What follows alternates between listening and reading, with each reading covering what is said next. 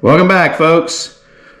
Part 2 of our disassembly on our Hemi for the second time. So I'm not sure how many times we've done this, but we're taking the heads, getting ready to take the heads off. Just took the intake off, and looky there. See that oil pulled up? This is one of the cylinders that had the lower compression. Still had 175 with all the plugs pulled, but look at that. And then look at the one on this end over here. We got oil down there. Yep. And then over here, we got oil in this one. So we've got oil in number 1, number 7, number 2, a little bit of oil in a lot of them, but those were really bad. So, as we go down, is this a valve guide issue? Or is it, like I said, a piston ring issue where it's just overcoming the first and second piston rings from the oil control rings? I'm going to guess at the moment, but you know what happens when you guess. We're going to find out for sure. But I'm going to say it's probably the oil control rings. I don't know if I mentioned in the video yesterday, these are custom pistons that were cut for this build. So they're not an off-the-shelf piston. Paid a lot of money to have these things cut. And I remember Rodney Bird called me yesterday. Thanks for calling me, Rodney. We had some really good discussions. And, Rodney had some great suggestions on how to rehone and whatnot. I'm feeling like this thing's just going to come all the way down. We're going to start all over because I'm tired of going through this. And like I said, we're going to fix it. It's going to be right. But I'm thinking this possibly could be an oil control ring issue, piston ring, the oil ring, the ring pack for the oil control rings.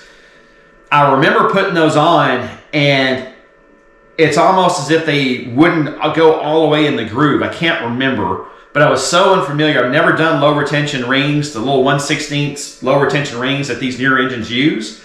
I'm used to the old dinosaurs. So we're going to find out, see what mistakes I made, and keep going, so stay tuned. All right, we got our head studs, the nuts off on both sides. Again, this is the driver's side. You saw the oil, especially in these two ports here, which we saw last time we were suspect. The engines, the pistons looked brand new. That's why I thought a head gasket failure. We're also going to see how well it's sealed without using the copper spray. So you guys make your guess, and here comes the surprise.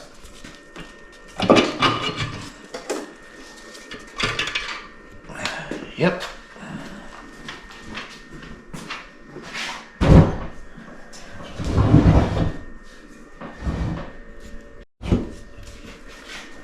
And here's our cylinder head. I think this thing's sealed just fine.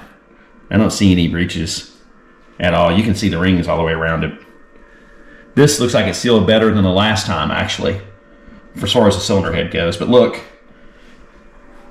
you got number 1 and number 7 intake valves. I'm going to say this is probably all oil. This is very likely oil also in these. So let's continue. Let's take the other side off. Okay, here we go. And again, I'm going to guess that at least this piston is going to look like these two over here. So let's see what we got.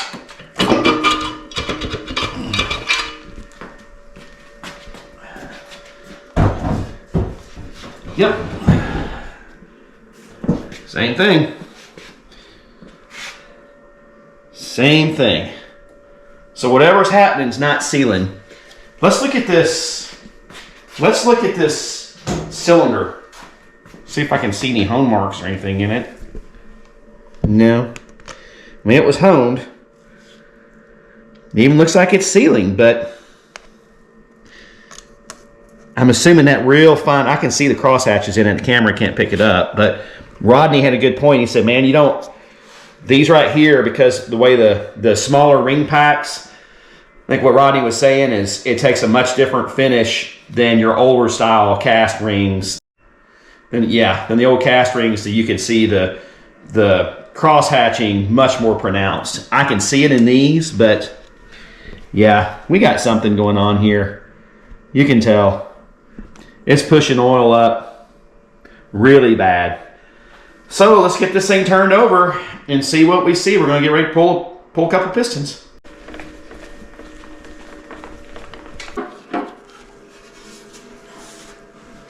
Okay, just remove the cap. Very low wear. You see the journals, beautiful. Beautiful. So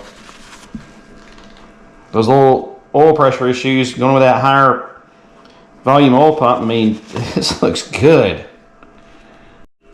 Okay, I'm looking at these rings. Okay, look at this. On the second ring, look at that. You see the second ring and the top one. It looks, the second ring has high spots on it. Yeah, where it wasn't touching all the way.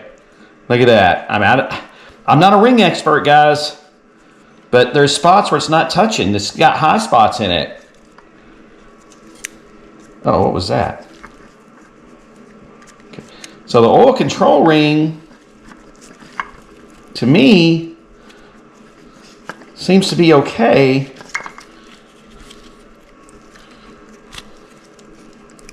Or is it? I can't. Okay, so I can't hardly. Yeah, that bottom rail. Okay, man, I mean, it's just so tight in there.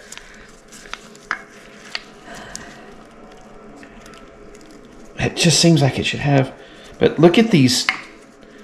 Look at these, the second ring especially. Let me get a light, see if we can get a better focus on this. Okay, if you look at the top up here, as I rotate that, especially that second ring, there's spots where it doesn't look like it touched at all. And then there, all of a sudden you see high spots where it did touch. So what the hell?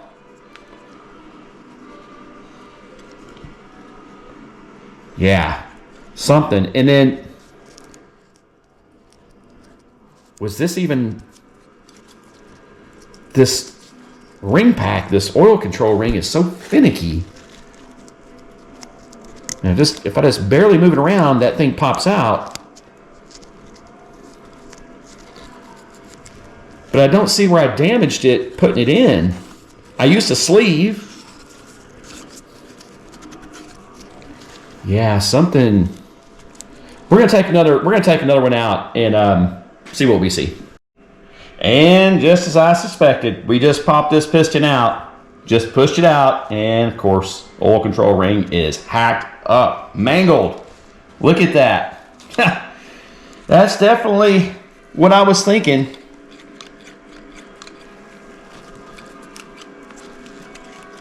The top two, now this one's number, let's see, that was one, this is number 7.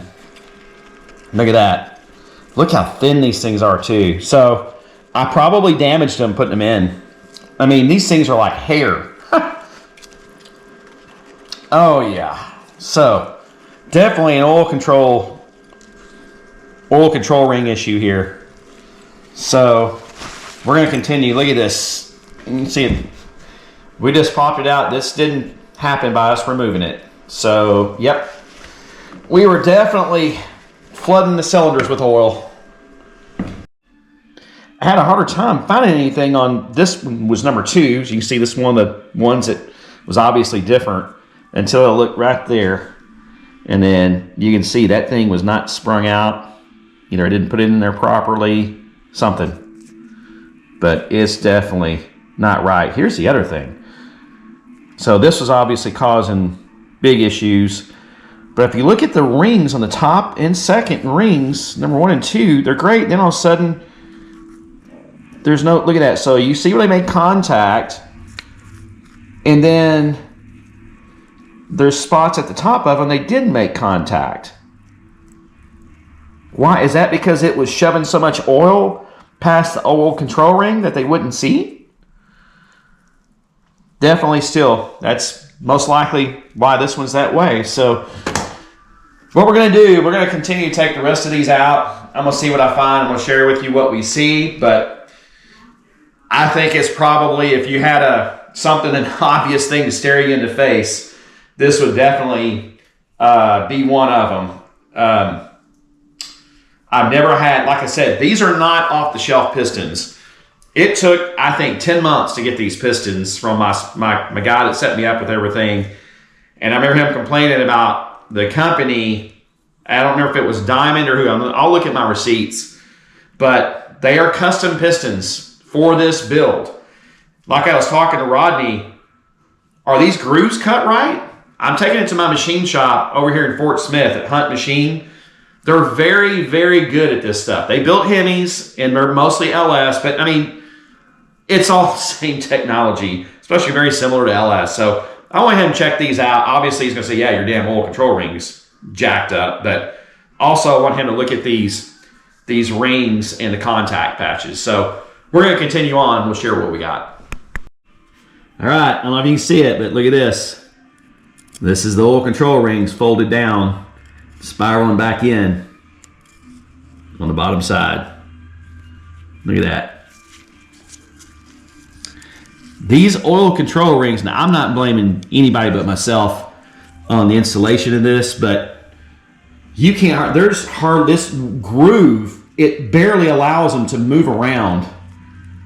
And that's what I remember having such a hard time with, but yeah, definitely an issue right there. So as I suspected on the oil control rings, definitely, I'm going to guess that it obviously wasn't doing its job, probably even 20% of its job. So it was overcoming the oil control for the second groove and the first groove is what I'm going to guess. Maybe why I'm not getting good contact.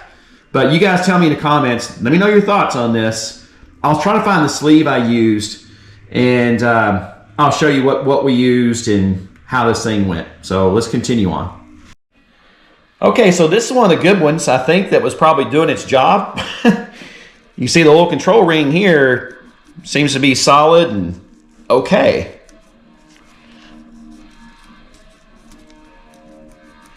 So the rings look good. Now the contact doesn't, on the second ring, it's got contact all the way around, just not all the way across the ring. The top one definitely has full contact. So yeah, this one of the cylinders that was actually pulling their own load and some. Okay, we've got all 8 pistons and rods out, everybody. I would say that kind of what I suspected, oil control rings, if that was a smoking gun, obviously I'd say that's it. They were definitely damaged. The block is something I want to kind of share with everybody. I'll get my light here in a second, right here. But the cross hatching, you can still see the cross hatching in the cylinders. But there's some areas that, you know, if I need to take it all the way down, just go ahead and have it rehome and even resurface. We may just go ahead and do that. You guys let me know in the comments what you think. But if you come over here and look, you see right here, I think that was probably all of our blow-by. Look at look how bad that looks in there. And I don't know if that would need to be deglazed. We're going to need to rehome the whole thing. I'm thinking we probably will, but you guys let me know in your comments. It's probably pretty bad. The other ones, you can see these weren't so bad, but this one, these 2 cylinders were the ones that exhibited all the oil blow-by. This one here, you can see that. You see this right here. And those are really the 2 worst cylinders. I think this one had a little bit of it here, which had the blow-by. Yep, you kind of look in here. You see that. I don't know if you can see that or not, but there's an area that didn't look like it was sealing. So let me know in the comments what you think. If we need to rehone it, that's what we're going to do. And if they rehone it, we'll go ahead and have them resurface the deck as well, just for good measure. Obviously, we need to still take the lifters out, and we'll pull the cam and the crank and everything else. But I will say, I do feel better. I feel like that's what we caught was a smoking gun, oil ring issue, piston ring issue. So You know, not bad for basically, you figure maybe 5.5 cylinders, but probably more like 5 cylinders. At least 3 of them looked like they were along for the ride more than anything else. And we still busted out 517 horsepower. So I feel pretty good about that, finally. So it's almost like a hurdle I got through. Learning a lot about these engines and these oil control rings. Oh, by the way, this is the sleeve I use. It's right here. It's 3.937 bore, the metric for the Hemi. That's it. That's the one I used. So we're going to take these pistons down to our machine shop. Like I said, they do a lot of LSs. They've done some Hemis. Eddie's son's successfully built other people's Hemis. He's really good. So I want to give his advice. I really trust them, and they do our machine work and everything else. We got to get things cleaned up. We got another Oldsmobile coming from the Dallas area, a 455 for a 1970 442. So we need to get this thing out of our way and to the machine shop land. So Hemi is definitely going to get resolved. We're going to get this fixed. And then once we get everything back to the machine shop, put it together, and it's going back to the test stand for test 1 to pass test on that test stand, make sure that all our plugs we're not trying to tune for oil. And once it passes there, then we're going back to Arkadelphia to Coons Performance and put this thing back on the dyno. So thanks everybody for tuning in with me. I'm trying to share everything I find on this thing.